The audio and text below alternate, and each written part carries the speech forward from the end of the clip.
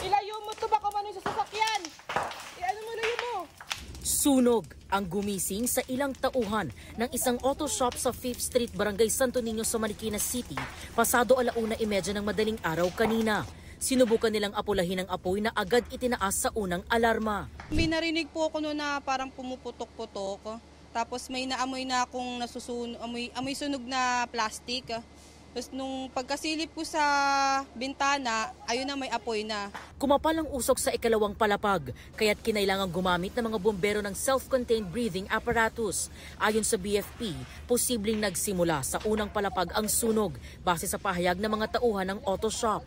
Ayon sa may-ari ng auto shop, abot sa 10 milyong piso ang halaga ng mga napinsalang local at imported car accessories. Humigit kumulang 30,000 piso naman ang halaga ng pinsala sa istruktura ayon sa BFP. Nakatulong daw ang firewall para di kumalat ang apoy sa katabing gusali.